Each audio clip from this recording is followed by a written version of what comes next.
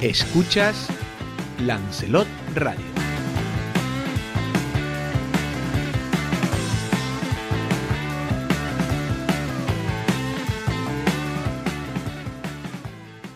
Bueno, pues hoy la verdad que nos levantábamos con dos tristes noticias. El fallecimiento del que fuera presidente del gobierno de Canarias, don Manuel Hermoso, que fue uno de los fundadores en este caso de ATI, la famosa ATI, que posteriormente se convirtió en la SAIC.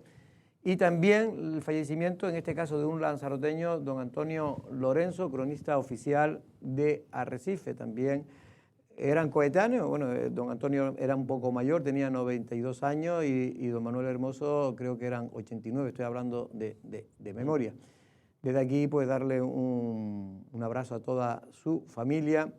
Y luego vamos a intentar hablar, sobre todo porque lo de Antonio Lorenzo lo hemos enterado entrando aquí en el set de Café de Periodistas, pero sí, Manuel Hermoso ya lo sabíamos desde primera hora de la mañana, porque el gobierno de Canarias ya nos transmitía una nota de que se declaraba luto oficial, creo que 3 días, en Canarias por la muerte del que fuera presidente, Manuel Hermoso.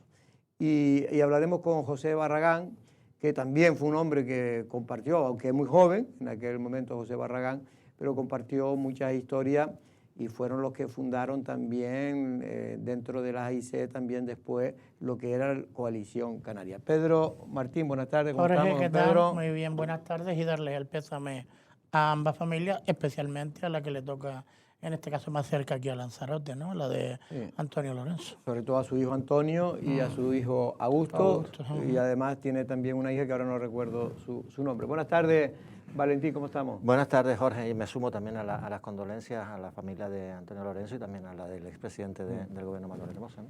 Bueno, Antonio Lorenzo, porque después ya hablaremos más, en este caso Pedro, de Manuel Hermoso con Barragán. Antonio Lorenzo, hay que tener en cuenta que Antonio Lorenzo fue presidente, el primer presidente realmente democrático, entre comillas. Sí, el 80 creo que no, fue. fue en el 79, sí. fue justo después de la aprobación de la... Sí, en el 80 no estaba de presidente, hasta el 81 creo que fue.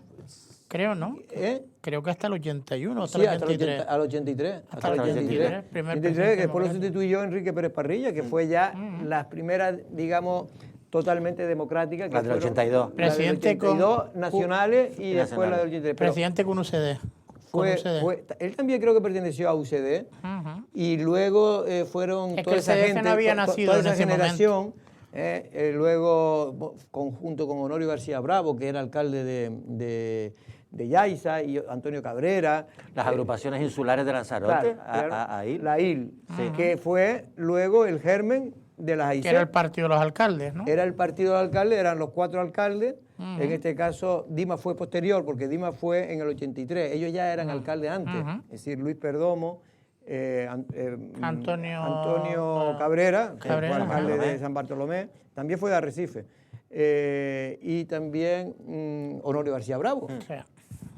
Que ya, también coincide en este caso. Participaron además después en la censura de Hermoso a Jerónimo Saavedra. A Jerónimo Saavedra, porque Manuel Hermoso fue en 2 ocasiones presidente. La verdad que en una fue más corto su mandato, que fue esa moción de censura que se presentaron. Fue en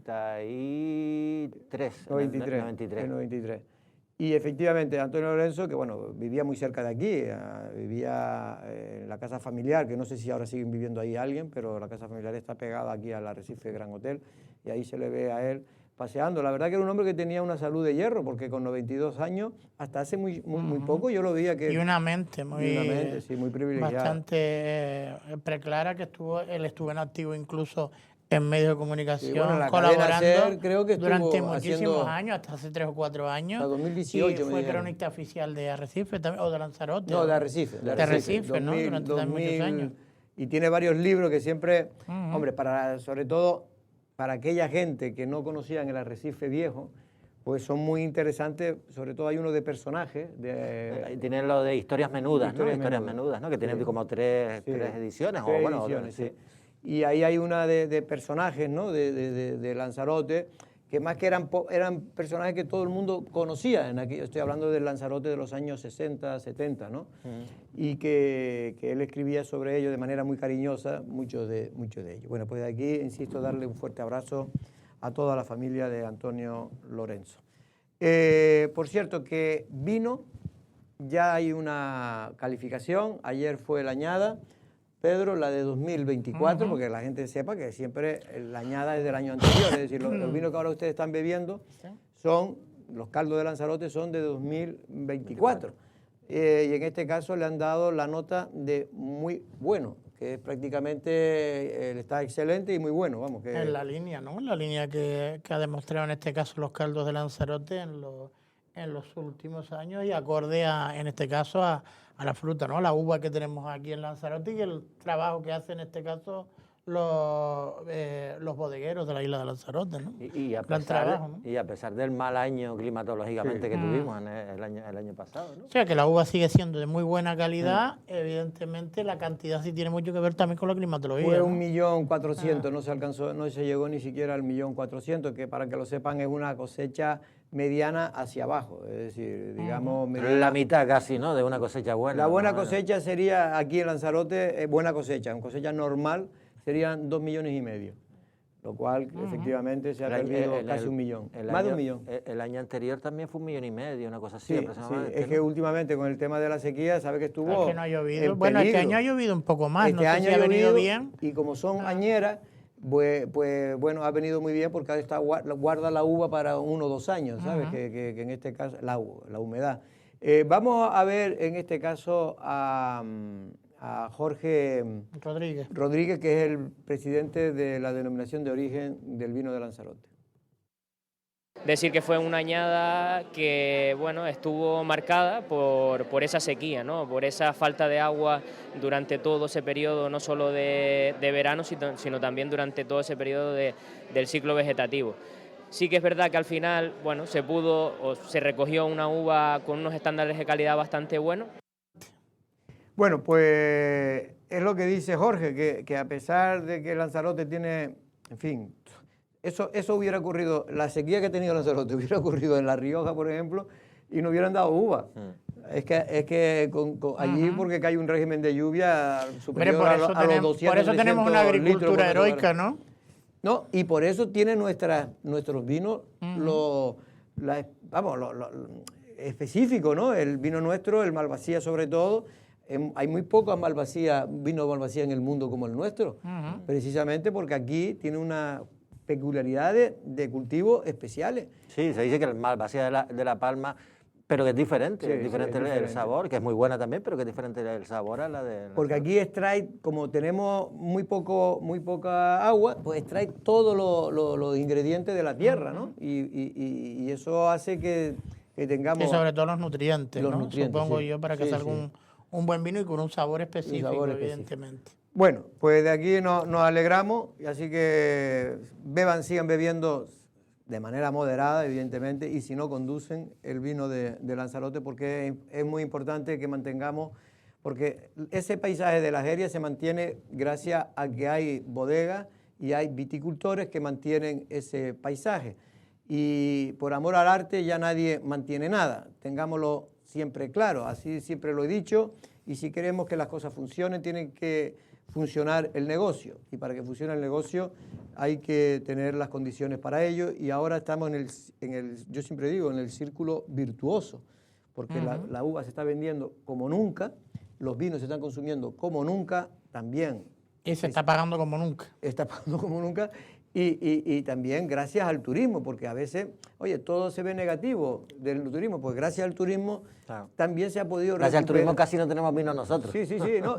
y se ha podido recuperar un paisaje. Olvídense, si no es por el turismo, no solo por los vinos. Aquí, Jorge, ¿tú te acuerdas? Pues ya llevamos un tiempito en esto, se llegó a proponer que a cada turista se le ofreciera una botella de vino, se le pusiera como agasado, porque no tenía salida el vino de Lanzarote. Tú se ha hecho un gran trabajo en torno al vino de Lanzarote y a la calidad también del producto, ¿no? Y a la promoción. Tirar vino, ¿te acuerdas? Tirar vino y convertirse en vinagre. El vino vinagre, el famoso vino vinagre. Se hacía un milagro. El complejo, se cogía cada tranca el complejo, ¿cómo es? Medioambiental. Sí, te dice. Bueno. Sí, el de Sonsama. Por cierto, a nivel del Estado, de España, sigue latente el caso Ávalo y el señor Cerdá. también Coldo, bueno, es que ya tiene tanto nombrete, Tantas derivadas. tanto nombrete, Pedro, que ya no sé cómo llamarle, pero ahora Caso el último... PSOE, como dice el ahora, Partido Popular. Podemos ya le dice el caso PSOE y así resumimos. Bueno, Pedro Sánchez, no sé si tuviste la oportunidad de verlo. Ayer por la tarde. Y la verdad bueno, al que mediodía. cambió el rostro, ¿eh? Ya pasó el luto. Hombre, ha cambiado el ataque. El ataque, Sí, ¿no? sí, Ahora pasó está... pero y que se ve que pasó el luto, estuvo allí 3 días en Toledo y el lunes vino con renovada fuerza y el hombre aguantó incluso sin comer, dio una rueda de prensa. Sobre todo lo de comer ha molestado mucho porque evidentemente, yo supongo que eso lo habrá hecho para desviar un poco de atención. Y a mí si me pregunta, lo más que me ha llamado la atención, evidentemente todo lo que estamos hablando es el empozoñamiento de la vida política y la pública de este país. Evidentemente son el peor ejemplo, pero yo sí pedirle por lo menos a cualquier representante público que el y tú más no vale para justificar situaciones que desgraciadamente en este caso está viviendo el partido más importante de la historia democrática de este país. Eso es decir, que el Partido Popular, que está en su trabajo, en su misión, criticar al actual grupo de gobierno o al gobierno de este país y criticar la situación terrorífica que está pasando, porque ellos lo hayan pasado en su momento, no les quita ni un ápice de autorización para criticarlo actualmente. Porque ya pagó, ¿pero qué esperan? ¿Que la gente no diga nada? Y que el Partido Popular ya pagó. No, por eso está donde está. Perdona, Valentín, pero es que tenemos y se tiene que ir a José Barragán, que habíamos quedado con él para comentar, aunque sea 2 o 3 minutos, la semblanza y la figura de don Manuel Hermoso, que fallecía hoy a la edad de 89 años. Don José, ¿cómo estamos? Hola, buenos días a todos. Bueno, don José, pues hoy sin duda una noticia triste para Canarias, pero sobre todo para el nacionalismo también, ¿no?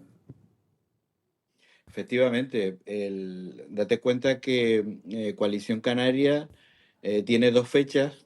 Una, la famosa moción de censura, en la que Manuel Hermoso es presidente, aunque gana las elecciones en las siguientes elecciones.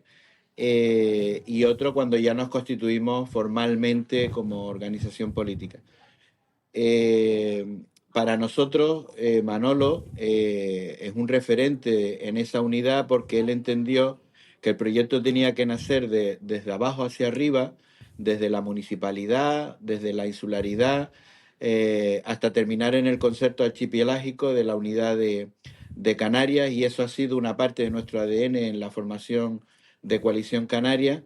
Y también hay que decir que desde el punto de vista de como presidente del gobierno, en su etapa, se articuló, se formó la arquitectura más moderna que tiene ahora mismo el régimen económico y fiscal, y por otra parte también se consolidó lo que era un trabajo que incluso nos dijeron que era un disparate en aquella época, de consolidar lo que era el concepto de región en el marco de la Unión Europea. Esos son hitos importantes en lo que es el devenir de la historia de Canarias, y que Manolo contribuyó muchísimo a ello, ¿no? Manolo y su gobierno. Y volviendo atrás a lo de Coalición Canaria, insisto, ¿no? Fue uno de los primeros referentes como Coalición Canaria, y le debemos muchísimo, ¿no? Porque en aquel momento venir de las AIC, ser presidente del gobierno, conseguir unirnos todas las islas con siglas diferentes que venían del centro izquierda, de la izquierda, del centro derecha, en un proyecto común nacionalista. La figura de Manolo obviamente contribuyó enormemente a ello, ¿no? Tú tuviste, aunque era muy joven en aquel entonces, cuando él empezaba, pero cuando tú empezabas, él ya llevaba unos añitos en política. De hecho, se considera que fue el hombre que transformó lo que hoy se conoce como la Santa Cruz de Tenerife, la capital de Tenerife, como la moderna, ¿no? La ciudad moderna, ¿no? Efectivamente, Manolo, como todo el mundo sabe, fue también alcalde de Santa Cruz, y fue una persona muy querida en el municipio, lo es todavía, y coincido con tu análisis. En aquella época tenía gente muy buena como concejales en Santa Cruz, y hicieron un proyecto de ciudad moderna de lo que es hoy la Santa Cruz del siglo XXI. Efectivamente, fue una de las piezas fundamentales de la renovación que ha tenido Santa Cruz en estas décadas, ¿no? Barragán, ya para terminar, tu relación personal con él viene de muchos años también, ¿no? Obviamente, ¿no? Desde que formamos Coalición Canaria, ¿no? Aunque yo soy un poquito más joven, formamos Coalición Canaria y efectivamente hemos estado en esa lucha juntos con el resto de las personas que también han sido presidentes, Lorenzo Larte y Adán, ahora desaparecidos, Román, aunque nos abandonó, y con Paulino y con Fernando en la actualidad. Con todos ellos he trabajado. Pues sí, pues don José, le agradezco que haya dado unas pinceladas de la figura, la semblanza de don Manuel Hermoso. Muchas gracias, un abrazo. Muchas gracias. Llámame un día para eso que estaban hablando ahora. Ya te llamaremos de la actualidad. Venga, hasta luego. Venga, un abrazo a todos. Un abrazo, un abrazo. Bueno, José Barragán, que en este caso creo que es el presidente del grupo... Portavoz del grupo... Portavoz, sí, verdad. Sí, el presidente es Conejero. Es David Toledo. Es David Toledo, siempre me confundo con esos dos cargos. Bueno, no, lo digo porque David Toledo interviene mucho, como presidente interviene mucho en la representando al... Sí, interviene más que Barragán, que es el por portavoz. eso, por eso digo. Bueno, yo creo que son méritos también de la prensa de Coalición Canaria en Lanzarote que nos lo hace llegar. No sabemos lo que interviene allí. Pero yo cuando a no ser voy, que ustedes estén mirando eso allí. No, cuando yo voy a las veces que he ido, siempre interviene en nombre de Coalición Canaria. Sí. Casi siempre. Hombre, más fuerza y más ganas le tiene que quedar, digo yo. No. Que en este caso José Miguel Barragán, que ya tiene una dilatadísima trayectoria política. Barragán yo creo que empezó en el gobierno, el gobierno. Antes de llegar al gobierno. Yo creo que lleva desde los 21, 22 años ya estaba metido porque él pertenecía a Asamblea Majorera. Asamblea Majorera, que la fundación de Coalición Canaria fue en Las Casillas, ¿no creo? Sí, ¿no? ¿Eso fue en qué año? En el... Coalición Canaria tuvo que 95, a ver, 93, porque Hermoso estuvo desde el 93 al 95 después de la moción de censura. Y después desde el 95 al 99, o sea que por el 95 se constituiría Coalición Canaria. Bueno, ¿no? Moción de censura es una cuestión de confianza. No, moción de censura a Saavedra. A Saavedra, eso fue se consideró como... Él era vicepresidente con Saavedra. Fue la famosa donde Dima... Fernando Fernández fue una cuestión de confianza que perdió. Sí, pero bueno, esta fue una moción de censura en toda regla. Hermoso fue tu compañero de gobierno, porque él era vicepresidente de Saavedra. Fue en el 93. En el 93, la moción de censura. Y ahí fue cuando los famosos que tuvieron que traer a Antonio Cabrera, García Bravo y a Antonio Cabrera, que eran diputados por Lanzarote, lo tuvieron que traer en una avioneta del cuello. El que fue en aquel entonces miembro de asamblea, de la agrupación de Independiente Fuerteventura, ¿no? Martín Paredes. Martín Paredes lo tuvo que traer. Escoltado. ¿Por qué? Porque Honorio y Antonio Cabrera habían exigido una serie de cuestiones económicas para Lanzarote, que se le había prometido que sí, pero nunca lo firmaron. Y entonces dijeron que hasta que no lo firmaran, no iban a apoyar a Manuel Hermoso. Y eso que Honorio y Manuel Hermoso son amigos íntimos. De hecho, él tiene relación también con empresas, hay empresarios de Lanzarote que tenían intereses de empresas en Santa Cruz de Tenerife y en Tenerife, y eran socios con gente de aquí. Él tuvo siempre una relación bastante cercana con la isla de Lanzarote. Yo tuve la suerte, la verdad, de entrevistarlo en varias ocasiones, coincidir con él. Fui también cuando fuimos todos los periodistas de Canarias a Nueva York para visitar la ONU y hacer una declaración institucional. Ay, Dios mío. Ahí fueron más de 100 y pico periodistas. Bueno, yo creo que fueron todos. Bueno, atrocidades que se han hecho también a costa del erario público. Bueno, no, había que pagarlo cada uno, ¿eh? Vale, allí, sí. Como a Boca Ratón, que también fueron pagados. No, eso no, eso fue una invitación privada. No, esto fue pagado, ¿eh? Esto fue pagado. ¿Sí? Lo que pasa es que nos permitieron llegar subvencionadas. No, acuerdos con turoperadores, porque fue un acuerdo para que nos saliera todo mucho a los medios de comunicación más barato el viaje. Pero yo recuerdo que pagamos todo, el hotel y también ahora sería inasumible, ¿no? Por el precio que tiene Nueva York, ¿no? La estancia. Bueno, ahora sería mucho más costoso. Bueno, por cierto, que es me están diciendo que hoy también Pepe Torres fue un coetáneo también, aunque no tenga que ver, él mucho más joven que el amigo Manuel Hermoso, pero también Pepe Torres vivió muchas historias con Manuel Hermoso. Una pérdida para Canarias a todos los niveles, y desde el punto de vista personal, aunque yo lo sabía que estaba ya un poco mal, me acabo de enterar después de casi de empezar la jornada, y la verdad es que es una pérdida muy importante para Canarias, sobre todo porque nos estamos quedando sin referentes políticos. De progresar de UCD a lo que era ATI, fue capaz en un momento determinado de saber que el modelo isla no servía y que era necesario construir una fórmula archipelágica que fuera capaz de dar soluciones integrales al tema de Canarias, ¿no? El salto de ser alcalde de Santa Cruz a presidente del gobierno lo llevó a enfrentarse a situaciones muy delicadas. Bueno, pues le agradezco también a Pepe Torres, a José Torres, que haya intervenido aquí, porque queríamos hacer un pequeño nosotros desde Lanzarote, aportar nuestro grano de arena de alguna manera a la figura del que fue un hombre muy importante para Canarias, pero también para esta isla. Lo decía José Miguel Barragán también, que es importante, que realmente él ha dicho en alguna entrevista que tuve la ocasión de oírla esta mañana, que Manuel Hermoso decía que realmente la moción de censura no se la presentó a Jerónimo Saavedra, sino que se la había presentado a Carlos Solchaga, que era entonces el ministro de Economía y Hacienda del Gobierno Central, por los problemas que tenía para encajar todo lo que tenía que ver con el régimen económico y fiscal. Todo eso ahora parece que fue fácil. Sí, se fue unas luchas tremendas. Yo recuerdo en aquella época, fue unas luchas políticas entre Madrid y Canarias importantísimas.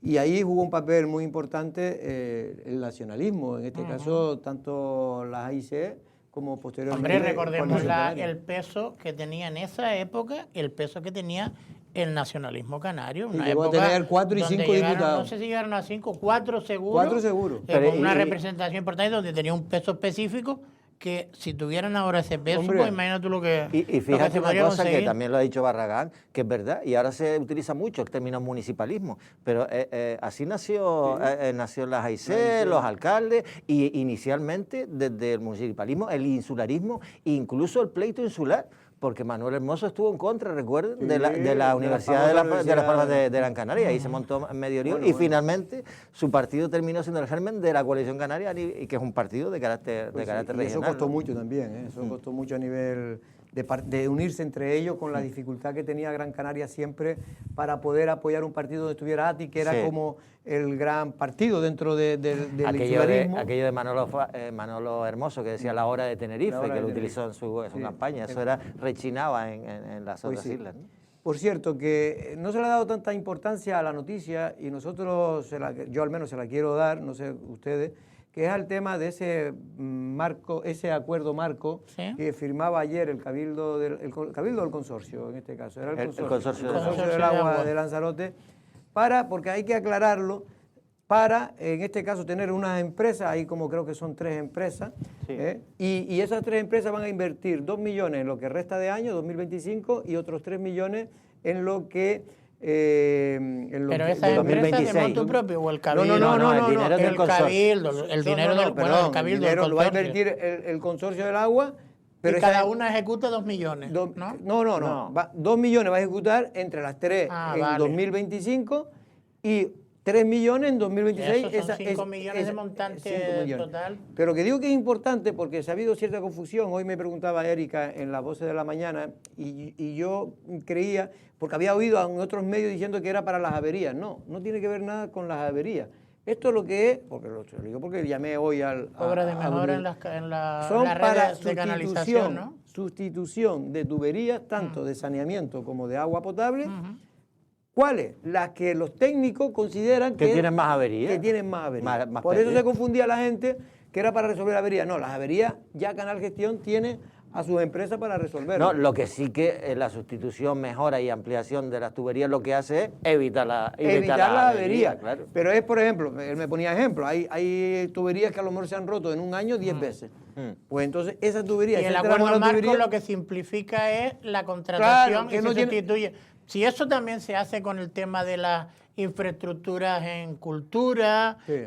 creo que hay acuerdos marcos Pero que eso es importante. donde van tirando diferentes instituciones. Pero ahí y Osvaldo en este caso el Betancourt, consorcio. que viene de la empresa privada, fue inteligente, porque si esto lo tiene que hacer, cada vez que se rompe, quiere sustituir una tubería, lo tiene que hacer un procedimiento administrativo, Sacarlo a licitación, no sacamos etcétera, ni etcétera. Sí. 3 obras en todo el año. Oye, yo Vamos, no es por nada, pero y sin menoscabo, que no lo diga en plan peyorativo, pero si Osvaldo viene de la empresa privada, avísame cuándo fue, porque yo lo conozco desde que tenía 20 y pocos años como alcalde de Teguise, que estuvo. Bueno, estuvo el unos padre lo estuvo años. explotando, El padre estuvo él 2 años. trabajó 2 o 3 años. A ver, que Bueno, pues tenía que hacer un pero adelantado. la empresa privada me ¿eh? refiero que salía... Es que parece que se tira de todo. No, me refiero... Es un recurso lingüístico. Me refiero que, hombre, que no, que tienen más mentalidad de hacer las cosas sí, que lo que ha mamado. con rapidez y Lo que ha mamado como hijo, digo, Sí, sí, de un sí. empresario. ¿eh? Ten cuidado con esto, A ver, mamado, cuidado con porque- esa- cuidado. con esos ¿Cómo están- términos. cómo- Perdón, me cómo di están cuenta las rápido. cosas ahora,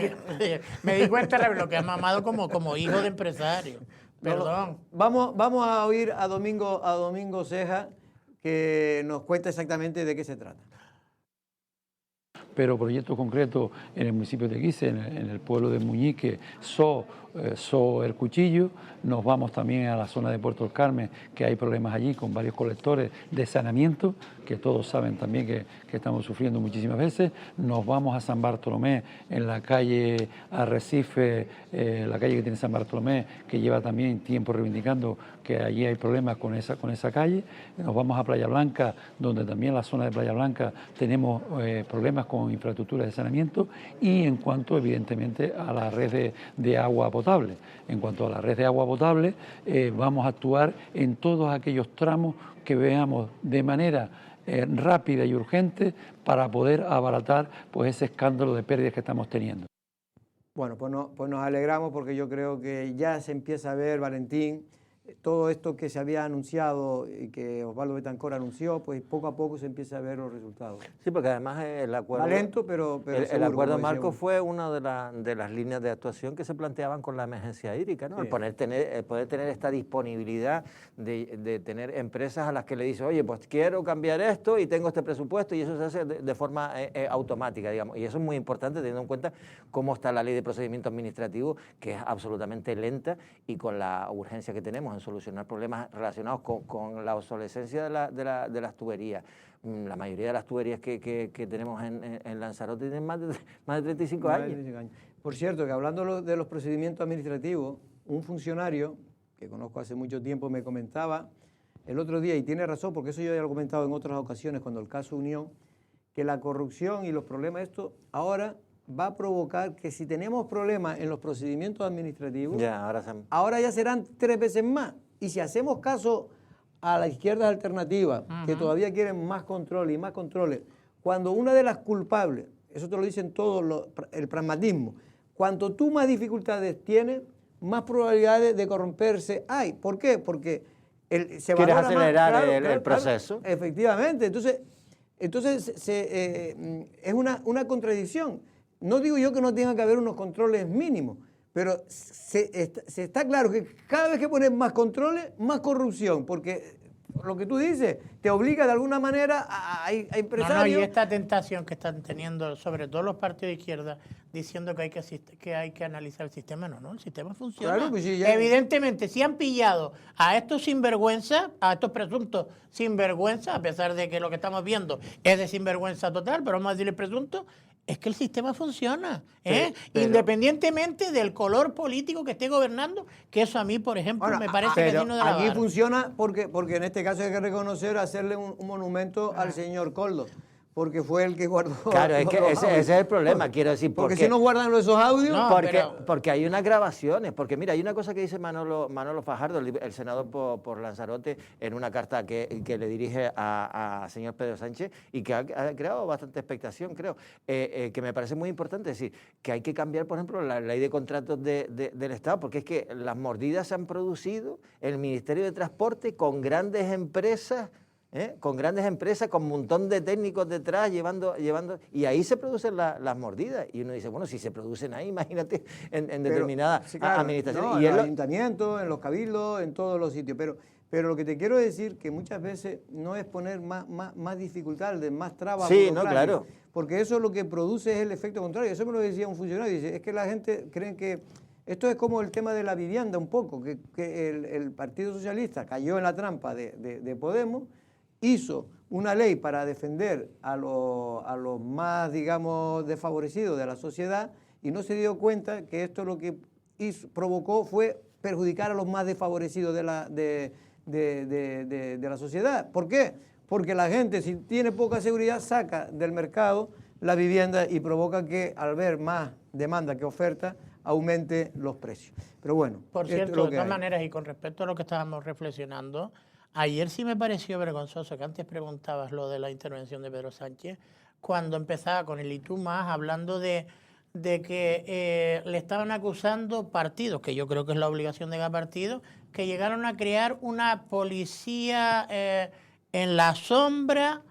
A ver, que la Guardia Civil ha levantado la voz porque se ha visto perjudicada, porque algunos sinvergüenzas, no el Partido Socialista, pero algunos sinvergüenzas dentro del Partido Socialista y algunos dirigentes que yo supongo que estaban más influenciados por estos sinvergüenzas han puesto en tela de juicio y han puesto dificultades para el trabajo de la Guardia Civil. Así que, hombre, ya está bien. No, yo creo que deberían callarse todos un poco y dejar que la justicia y la policía y la justicia actúe. Y después otra cosa, es decir, utilizó los casos de corrupción que ha tenido el Partido Popular para decirle a la gente, no, este es el gobierno, nuestro partido es impoluto, está limpio, y ¿qué vamos a permitir? Que entre un nuevo gobierno. Oye, por esa regla de 3...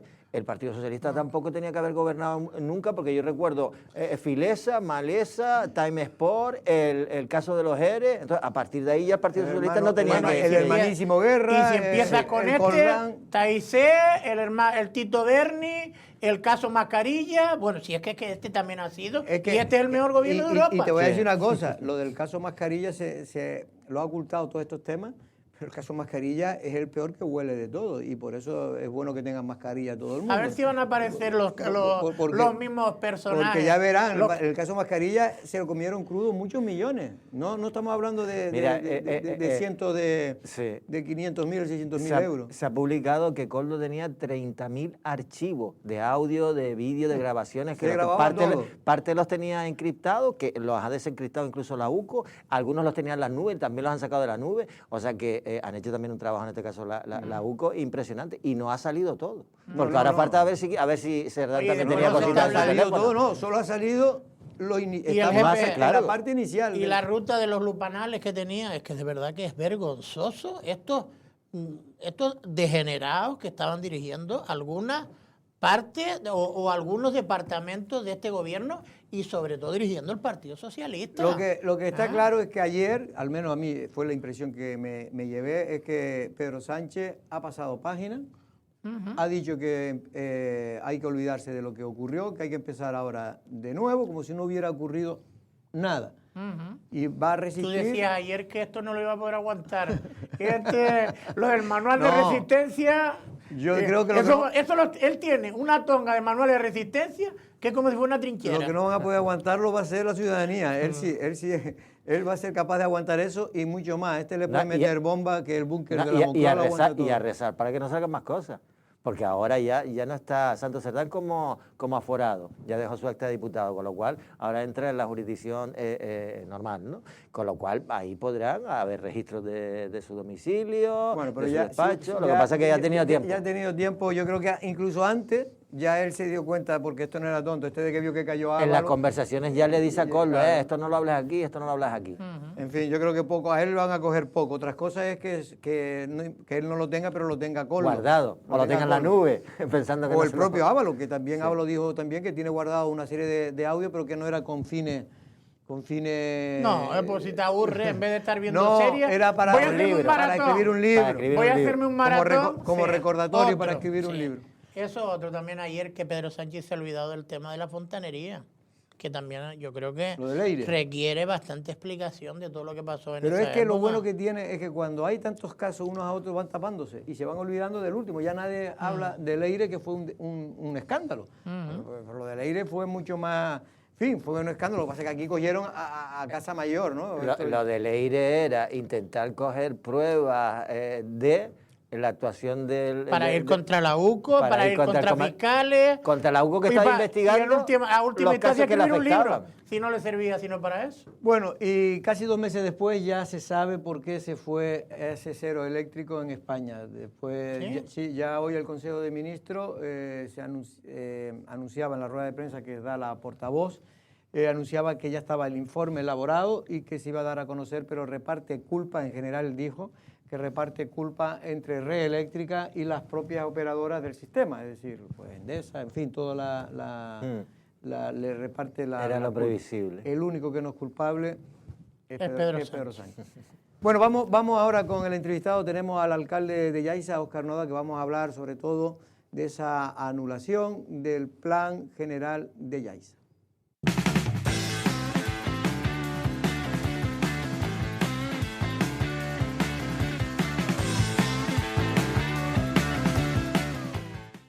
Escuchas Lancelot Radio.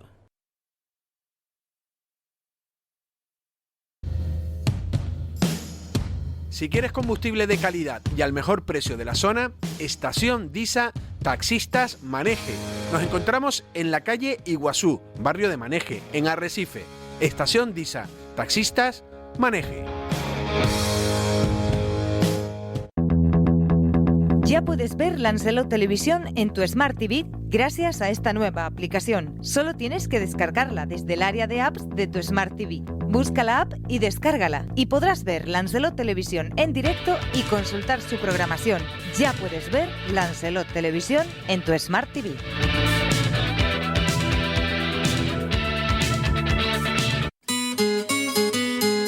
Restaurante Casa Emiliano, comida casera canaria. Disfruta de los mejores platos canarios y españoles con unas vistas increíbles. Se hacen reservas para comidas y cenas de empresa. Estamos en calle de la Plaza 10, en el pueblo de Femés. Teléfono 928 50 11 55. Ven a visitarnos y degusta lo mejor en Restaurante Casa Emiliano en Femés.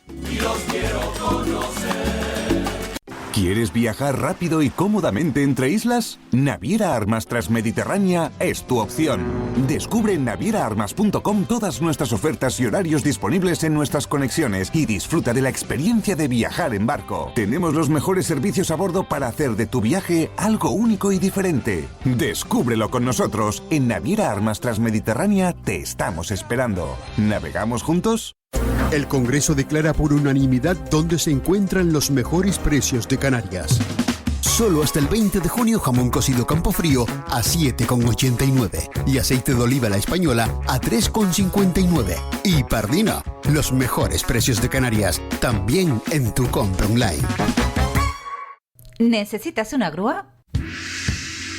Clic Asistencia. Realiza los siguientes trabajos: traslado de flotas de vehículos, asistencia en carretera, transporte de motocicletas, turismos, vehículos industriales, maquinaria y embarcaciones. Presta el servicio en toda la isla 24 horas al día. Llama al teléfono 654-648-469. Clic Asistencia. ¿Te hace falta una grúa? Escuchas Lancelot Radio.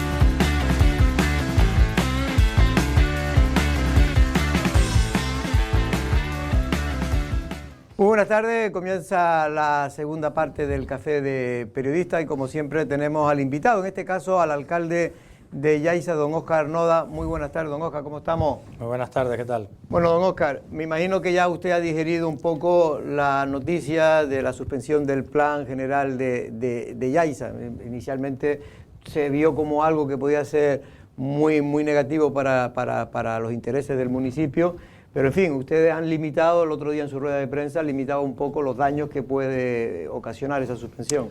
Bueno, digerir, en el fondo, como tiene tanta injundia jurídica, nunca terminas de digerirlo del todo, y de hecho, pues toda esta semana he tenido, y las semanas pasadas, reuniones con los juristas y mirando pues la situación de cada uno de los expedientes. Cierto es que por lo menos se dio una declaración institucional, era más que necesaria, por supuesto, y siempre lo he hecho con total transparencia, incluso aún sin llevar las áreas de urbanismo que las estoy llevando desde el principio de este año.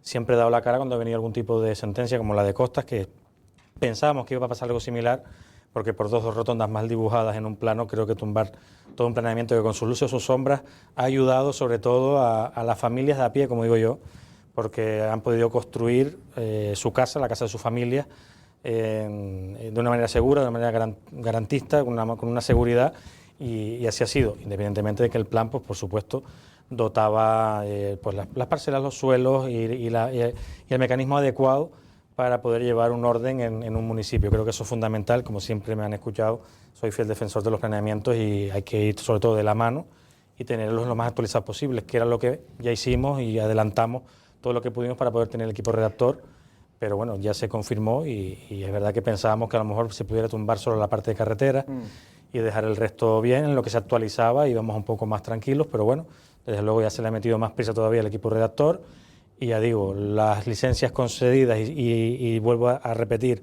las VPO, tanto las municipales, las 136 de la parcela, esas están consolidadas, aunque algunos digan que no, está consolidada, la sesión está hecha y desde luego la pelota está ahora mismo en la Consejería de Vivienda del Gobierno de Canarias, al igual que la tercera fase del residencial Los Ajaches, de la promoción privada, que lo mismo se dio y se consolidó la licencia antes de esta sentencia del plan, ¿no?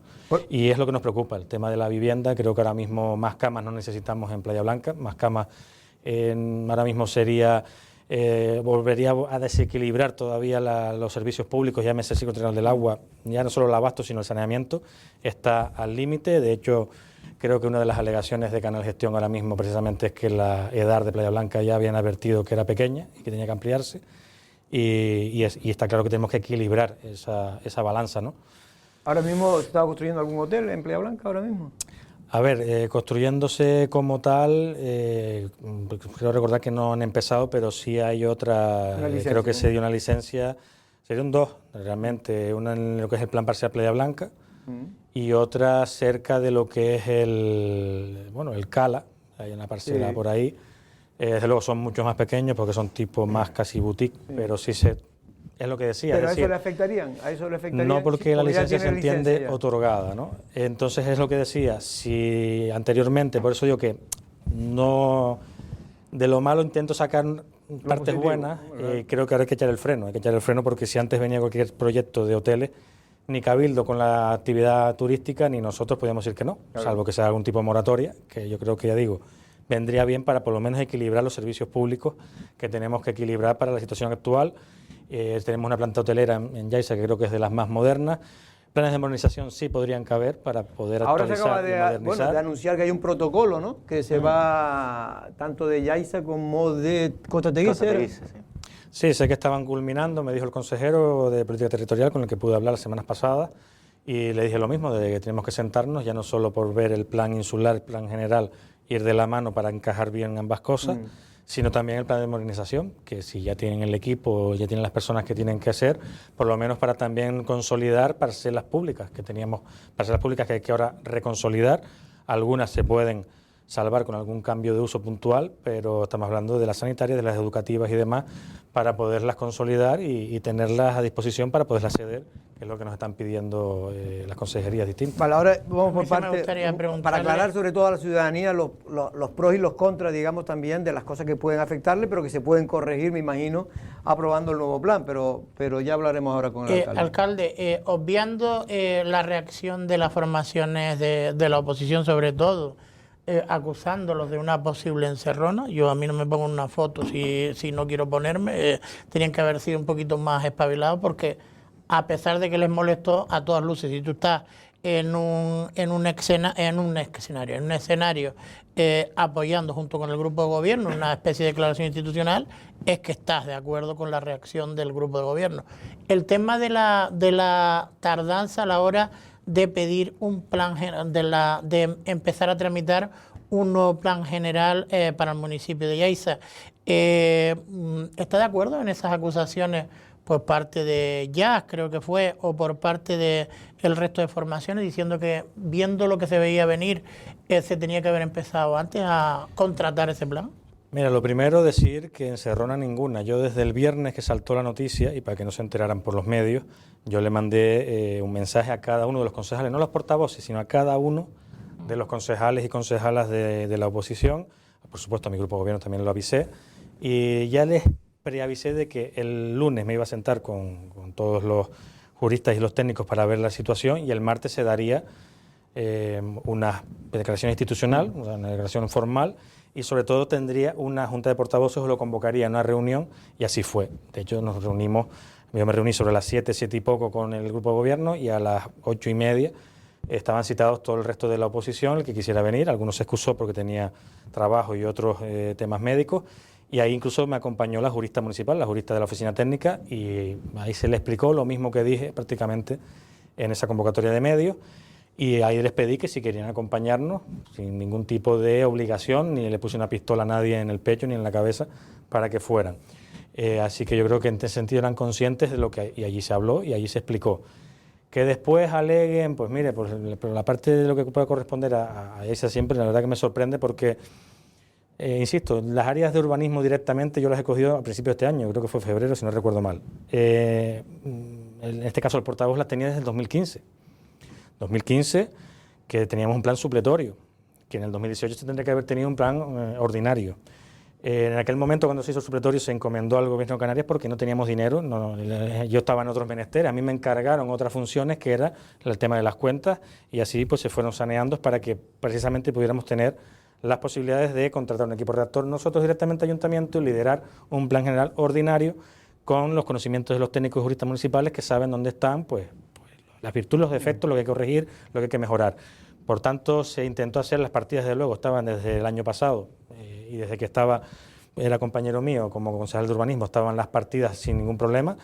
De hecho, se inició un pliego más bien para hacer modificaciones puntuales del plan, porque cuando aquel momento todavía no había saltado de nuevo esta demanda que ha hecho el alcalde de Yaiza en este caso, y fue aceptada por el TSJ y ahora ratificada por el Supremo, y después del confinamiento parece que es verdad que esto estaba ahí, me decían desde urbanismo, yo no lo llevaba, y que conste que esa parte, ese promotor, a mí de las reuniones que me pedían nunca hablamos, ni nunca me planteó, ni me habló de las incidencias que pudiera tener en el planeamiento por las cuales reclamó, recurrió con más cosas.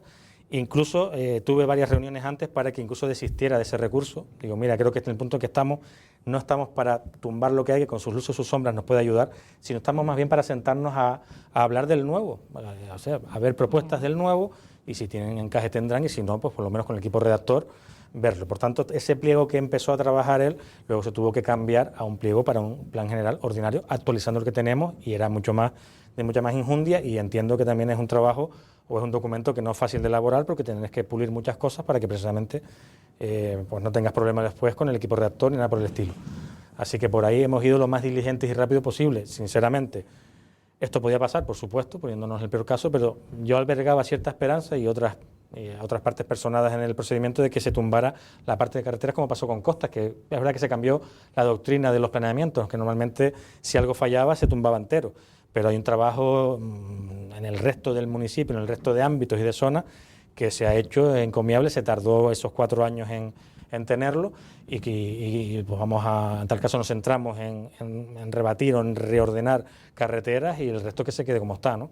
Pero bueno, no pudo ser así. De hecho, esa tesis creo que, no sé si se ha aprobado, pero yo oí a Fernando Clavijo hablando de esa posibilidad de que efectivamente de que no se anulen los planes generales, porque ya con lo que cuesta hacerlo, algunos hasta 8 y 10 años, y luego por un detalle mínimo que no afecta al plan general, como es el caso de lo que ocurrió en Yaiza, se anule todo. En ese sentido te comento y aprovecho ya que lo nombras, yo estuve reunido también con el presidente del Gobierno de Canarias porque había una modificación de la ley del suelo que te permitía que si pasaba algo similar, para que no se tumbara un planeamiento entero, te daban 1 año para poder corregir por la causa por la que se tumbó, que hubiéramos corregido esa carretera, esas rotondas, se busca otra solución hay que buscarla porque es un acceso importante a una zona donde soporta mucho tráfico y se hubiese sacado. De hecho, tenía preparadas incluso unas alegaciones para que incluso, en este caso, Cristina Valido las pudiera presentar arriba en el Congreso de los Diputados, pero luego se quedó sobre la mesa, luego no tenían los apoyos y bueno, pues luego ha pasado todo lo que ha pasado a nivel nacional. Alcalde, de todas maneras, previamente el Tribunal Supremo había anulado parte, ¿no?, del plan general, lo que tenía que ver con el dominio marítimo terrestre. En ese momento, y teniendo en cuenta que ya se sabía que había otro recurso por el tema del carretera y de la rotonda, en ese momento no se pudo intentar ya iniciar un nuevo procedimiento por lo que pudiera pasar, desde que el Supremo ya puso, digamos, reparos a todo lo que tiene que ver con la ordenación del litoral. Hombre, puestos a analizarlo así, desde que un ente como Costas te reclama un planeamiento, lo más probable es que termine tumbado. Y ya se tendría que haber, para mí, hecho desde que se aprobó en el 2014, porque es un supletorio, y vuelvo, insisto, a los 4 años se tendría que haber sacado otro, ordinario. Es verdad que el de Costas, ya digo, cambió la doctrina, era el que pensábamos que lo iba a tumbar, o que se pensaba en aquel momento que pudiera tumbar todo el plan, y se decidió tumbar en la zona donde afecta a Costas porque normalmente no había informe al respecto. Y por la sentencia de este en concreto, incluso de las rotondas, el informe que decía que las rotondas no eran viables y era negativo era el informe del Cabildo, Carreteras del Cabildo, que bajo nuestro punto de vista, basándonos en la ley, sobre todo la última, la 3940, no es vinculante, es preceptivo, hay que pedirlo, pero no es vinculante. El que vincula es el del Gobierno de Canarias, de la Consejería del Gobierno de Canarias, que ese al menos no decía que no fuera viable, sino que era positivo. No se centraba tanto en la rotonda, sino que era positivo. Por eso entendíamos que se había hecho una mala interpretación de los informes. Pero finalmente parece ser que se ratifican en que con la ley del 91 considera el Supremo que es vinculante ese informe y por eso se ha ratificado en la sentencia. Nosotros creemos que, por ese lado, de todos los demás ítems que reclamaba este promotor en concreto, tenían mucha más injundia a lo mejor o más peso dentro de la aprobación del plan que por las dos rotondas, pero bueno, esto es así y es lo que ha tocado. Pero creo que por ahí se ha intentado, ya digo, hacerlo lo antes posible y la verdad que no contábamos con que sinceramente llegáramos a estos extremos en el sentido de por las causas que fueron.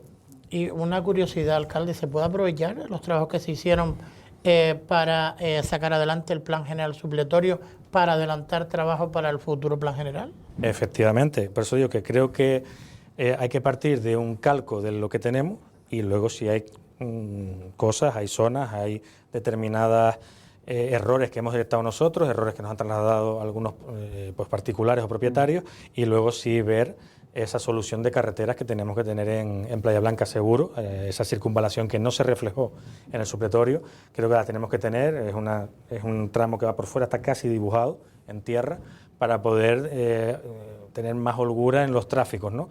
Y todo eso lo tiene ya el equipo redactor, tiene incluso todos los planeamientos, todo lo que son planimetrías, en DWG, es decir, que es el editable, lo tienen ya desde el primer momento, el minuto cero de la primera reunión que tuvimos con ellos, se le pasó toda esa documentación y ahora tienen pues 2 meses para tener esas iniciativas primeras, iniciales, y luego 6 para poder tener lo que sería un borrador inicial, que ya se empezará pues a hacer esas reuniones con los pueblos, promotores, con oposición, y yo quiero hacerlo parte de este plan, porque tiene que ser así, con Cabildo en el caso del plan insular, o plan de modernización si hay que encajar alguna cosa, y a partir de ahí ya luego son informes sectoriales, el medioambiental, que es donde suele pues retrasarse más, y sobre todo si no se aprueba también esa modificación de la ley del suelo, que a lo mejor podemos unificar 2 procedimientos, porque todas las exposiciones públicas son de 45 días, por tanto estamos hablando de que pues, nos podemos ir, vamos a ser en este caso pesimistas o ser prudentes a los 4 años, que el pliego tiene 2 más 2 de prórroga, pero no, estamos hablando de bajamos esos 3-4 años con toda seguridad. Si algo cambia y se puede agilizar algún trámite, pues lo abordaremos, por supuesto. Alcalde, perdona, es que me gustaría, porque es una de las cosas, nos llaman gente y tal, y me gustaría que fuéramos aclarando por parte, porque ya más bien la parte política ya se ha hablado, pero me gustaría más la parte, por ejemplo, a los vecinos de Yaiza, que son los que realmente, porque todo el mundo habla de hoteles, que es muy importante, sin duda, para el desarrollo económico del municipio, pero también hay muchos ciudadanos que están inquietos. Por ejemplo, me decían, gente, por ejemplo, en Yaiza, eso tiene menos problemas, ¿no? Porque en Yaiza, el casco de Yaiza ya existía en el plan del 73, pero por ejemplo, UGA tampoco tiene problemas, pero FEME y La Breña, por ejemplo, ¿ahí qué va a pasar? Sí, efectivamente, al anularse el plan del 2014, en este caso, nos tenemos que ir al último planeamiento aprobado, que sería el de 1973 en los pueblos y cascos de Playa Blanca, y en el resto del municipio los planes parciales, que en los planes parciales en su momento se intentó reflejar en el plan general todo lo que había en los planes parciales. Puede ser que se cambiara alguna cosa, y en el caso del plan del 73 habrán cosas más laxas y a lo mejor cosas mejores, ¿no?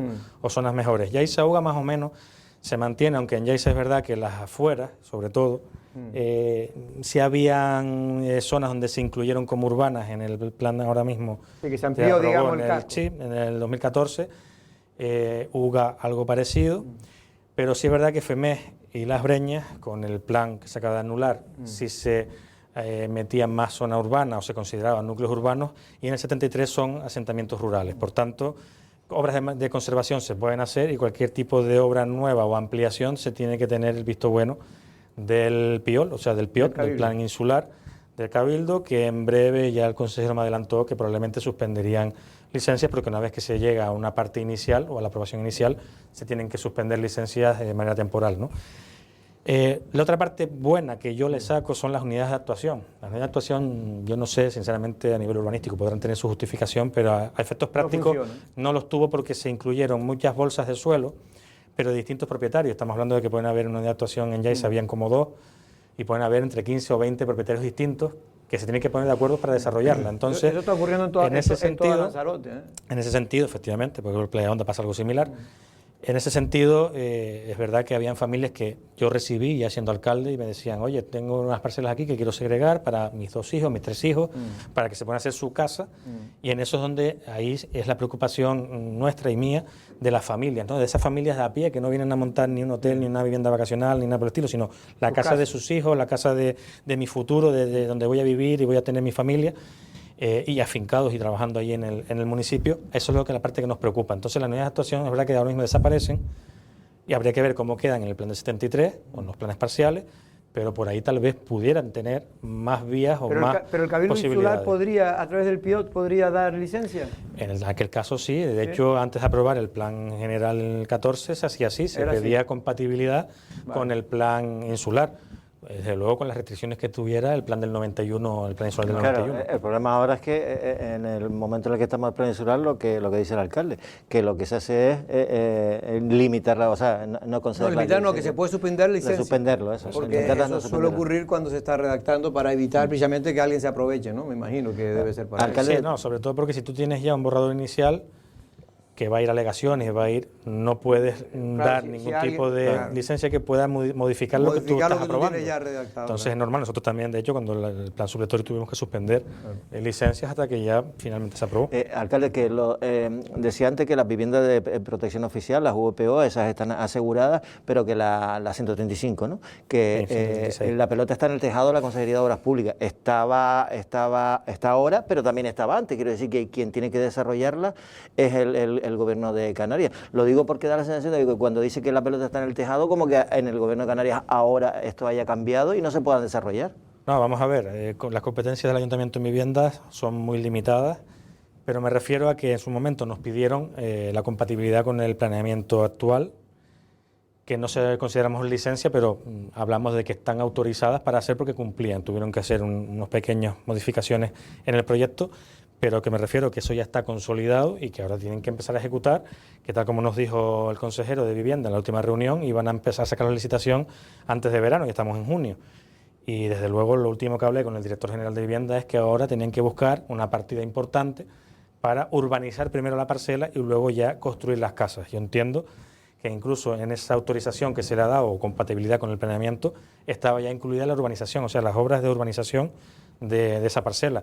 Pero lo que voy es que vuelve otra vez a estirarse el hilo de esta cometa y como bien decíamos de un principio, ¿Usted teme que no? Se va a alargar más, y por eso hablábamos, y fui el primero en promover y el proponer tanto al presidente del Gobierno de Canarias como al consejero de Vivienda, como a los directores de ICABI, de Visocan, que había una promoción privada que va a ir más rápido, porque va a ir más rápido, el privado pues adjudica las obras mucho más rápido que la administración pública, y así fue, con las 42 viviendas, pues ya las compraron, no termina tampoco de resolverse, parece ser, un trámite de registro de la propiedad, escrituras y demás para poder lanzar el decreto de adjudicación. Hay un montón de familias de la isla, aunque también nos dijo el consejero que iban a priorizar las empadronadas en el municipio de Yaiza, cosa que el Cabildo se ha dado otro mensaje, pero yo entiendo que el padre de la muchacha en este caso es la Consejería del Gobierno de Canarias de Vivienda, y el propio consejero nos dijo que se van a abrir porcentajes para familias numerosas, para familias con discapacidad, para incluso madres con violencia de género o madres solteras con violencia de género. Teniendo en cuenta los expedientes de bienestar social. Hacer una amplitud, e incluso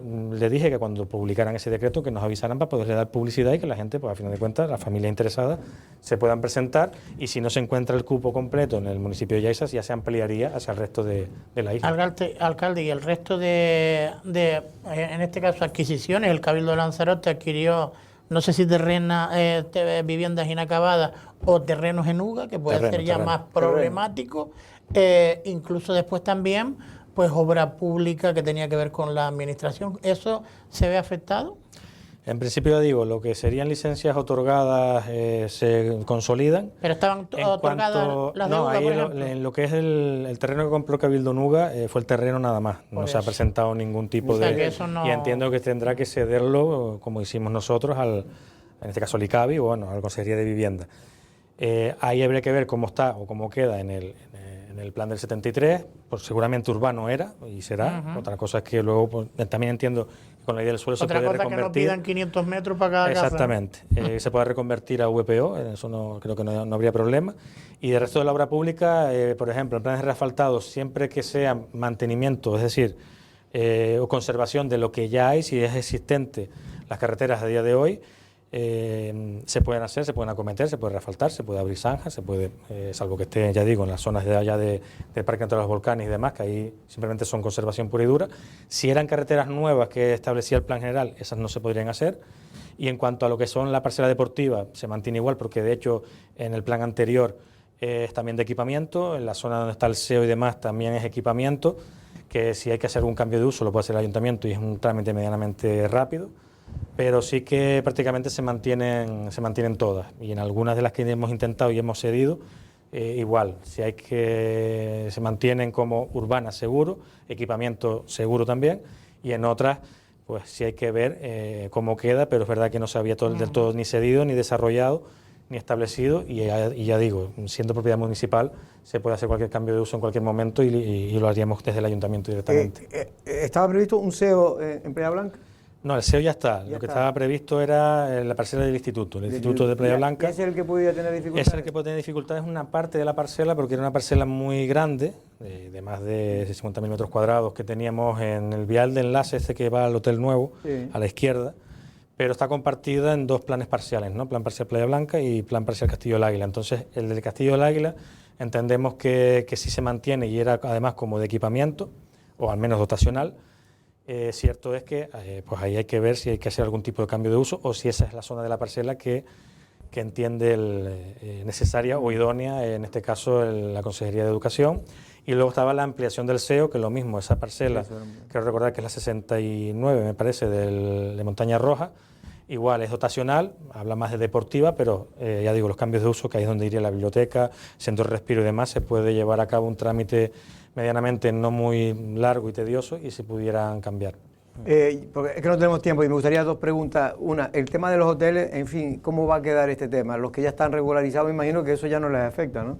Sí, insisto, licencia otorgada y consolidada se queda consolidada, y con los que están sobre todo en ejecución de sentencia, porque los que estaban en trámites de presentar documentación, como suele decir, el que no se ha escondido tiempo tenido, y por la parte de nuestra, pues hemos requerido sus sanaciones en todo momento. Los 4 que hay en ejecución de sentencia, que están bajando el Papagayo Arena, Princesa Yaiza, Zumbou, y ahora lo que es una HL, que antes era el Río, eso también es verdad que ahora hay que ver con la sala qué hacemos, porque hasta el momento se ha venido estudiando todo lo que es la parte urbanística, jurídica, técnica, urbanística, con el plan del 2014, que actualmente o recién anulado. Si seguimos con esa vía o nos vamos al plan parcial, o al 73 no le afecta a ninguno, sería el plan parcial que corresponda, que pone, si es más laxo, si no es más laxo, porque entiendo que con los planes anteriores se concedieron las licencias de todos esos hoteles. Lo que pasa es que faltaba algún informe por parte del ayuntamiento, que es el motivo por el cual se anulan. De ahí para allá es verdad que se están teniendo incluso reuniones con esos promotores para ver qué pasa, y yo entiendo incluso que los interesados dirán a la sala que se suspendan los procedimientos judiciales hasta que se aclare, la situación. qué ámbito urbanístico se aplica, si el plan parcial o como documento comenzado se sigue aplicando el plan general anulado. Yo esa vía no la termino de ver, pero bueno, desde luego vamos a pedir aclaraciones a la sala todas las posibles. Por cierto, me decían que hay un plan parcial que no estaba en el 73, el plan parcial Playa Blanca, ¿puede ser? Sí, efectivamente, si recuerdan, el plan parcial, incluso dentro del plan general, que se aprobó en 2014, había, no sé si a través de convenio, o por lo menos había un proyecto de urbanización de ese plan parcial, de consolidación y demás, pues se entiende que se viene abajo, es decir, se cae abajo, y no había plan parcial aprobado previamente, porque se anuló. Entonces ahí sí es verdad que ese también queda en otro limbo. Pero lo que tengan distinto. ahí licencia ya, eso ya... No, sí, las concedidas y otorgadas Las concedidas ya están otorgadas. Esas están consolidadas. Alcalde, tenemos más preguntas, la verdad que tengo aquí más cosas, pero por cierto, para cambiar de tema, porque me queda un minuto, creo que hay este fin de semana una feria de empleo en Yaiza. Es el día 27. No, perdón. Este jueves, estamos hablando de otra mesa de formación. Sí, efectivamente, es algo muy similar, además está hecho con Geocan, como se hizo en el Open Mall, se hizo el año pasado en Tías, y bueno, es un nicho donde pues las empresas que exponen, las ponentes, pues dan a explicar a aquellas personas que están buscando trabajo o mejoras en su ocupación laboral, dan a conocer pues sus ofertas de empleo, condiciones y demás, formación incluso que se puedan dar. Hay varias charlas también de gente que viene desde la formación profesional, de la formación dual.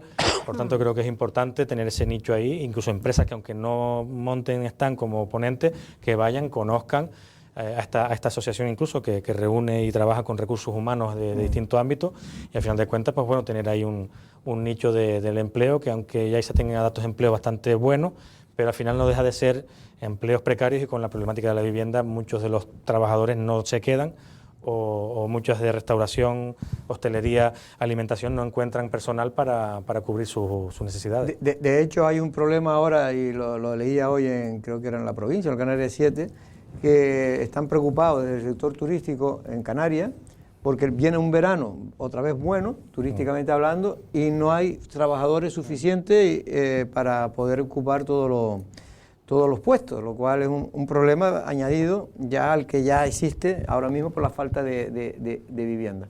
Efectivamente. Pues alcalde, muchas gracias por estar por aquí, y vamos a ver, ya iremos poco a poco viendo, porque esto también habrá que esperar a ver poco a poco cómo se van resolviendo los problemas que se vayan encontrando en el camino. La esperanza, yo creo, en cualquier caso, hablando del plan general, hombre, es que veníamos, la gente, del año 73 era un plan ya. Cuando se aprobó el nuevo fue casi un éxito, pero se había aprobado con mucho retraso, porque tenía que haberse aprobado mucho antes, un nuevo plan, y no supletorio, sino que un plan más ambicioso, ordinario. Pero bueno, aquello sirvió como, en fin, para solucionar problemas que habían ya en ese momento, pero esperemos que ahora el nuevo plan, que ya será un plan ordinario y más ambicioso, pues nazca en la fecha que usted decía, que calculaba 3-4 años, ¿no? Sí, por ahí, siendo prudentes y sin cogernos las manos, como se suele decir, pero que intentaremos acelerar todo lo posible. Por supuesto, si están 2, pues mejor que estén en 4, eso está claro. Si ya fuera 2 ya sería el éxito más, sobre todo porque yo creo que no se ha aprobado nunca un plan general en 2 años. Bueno, pues Óscar, muchas gracias. Gracias a ustedes. Valentín, nos vamos también. Saludos, Pedro, nosotros no es una amenaza, pero mañana, miércoles, volvemos a la misma hora.